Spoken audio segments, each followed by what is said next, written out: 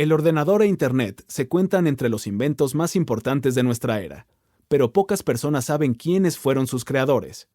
No surgieron de la nada en una buhardilla o un garaje por obra del tipo de inventores solitarios que suelen aparecer destacados en las portadas de las revistas o pasar a formar parte de un panteón junto con Edison, Bell y Morse.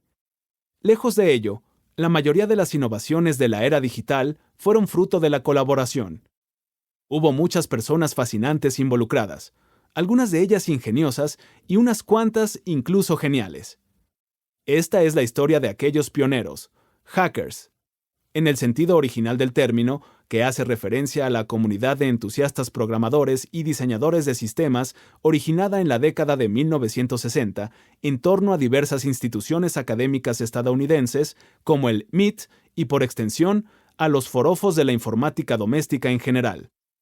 Esta acepción no debe confundirse con la habitual del término en español como sinónimo de pirata informático. Inventores y emprendedores. ¿Quiénes fueron? ¿Cómo funcionaban sus mentes? ¿Y qué les hizo ser tan creativos? Y es también una narración de cómo colaboraron y por qué su capacidad para trabajar en equipo les hizo aún más creativos. El relato de su trabajo en equipo es importante, porque a menudo no nos fijamos en lo crucial que resulta esa capacidad para la innovación. Existen abundantes libros en los que se homenajea a personas que los biógrafos retratamos o mitificamos como inventores solitarios. Yo mismo he escrito unos cuantos. Haga el lector la prueba de buscar en la sección de libros de Amazon.com la frase The Man Who Invented, el hombre que inventó, y obtendrá más de 2,000 resultados. En cambio, tenemos muchos menos relatos de la creatividad colaborativa, la cual resulta de hecho más importante para entender cómo se configuró la actual revolución tecnológica, y puede que también más interesante. Hoy en día hablamos tanto de innovación que ésta se ha convertido en un cliché de moda, vacío de un significado claro. Así pues, en este libro me propongo informar acerca de cómo se produce verdaderamente la innovación en el mundo real. Cómo los innovadores más imaginativos de nuestra época convirtieron una serie de ideas innovadoras en realidades. Me centro en aproximadamente una docena de los avances más significativos de la era digital y en las personas que fueron sus artífices. ¿Qué ingredientes dieron lugar a sus saltos creativos?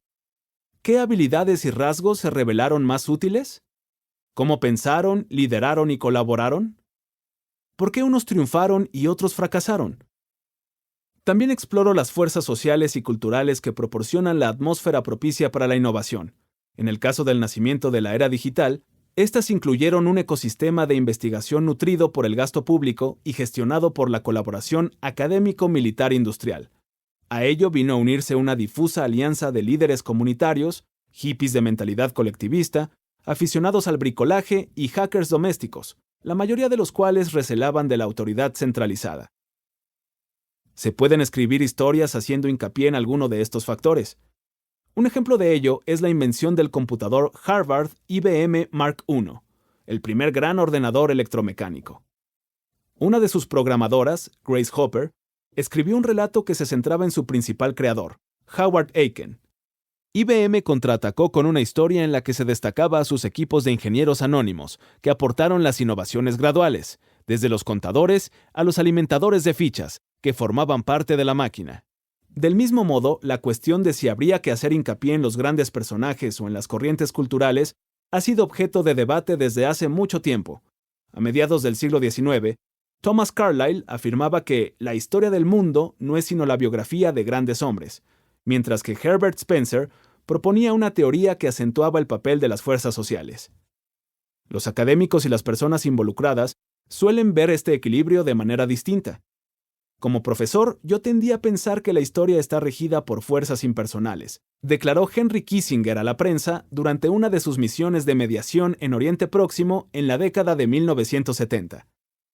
Pero cuando lo observas en la práctica, ves la diferencia que marcan las personalidades.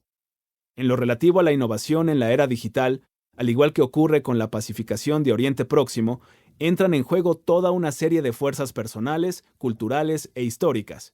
Y en este libro trato de entrelazarlas unas con otras.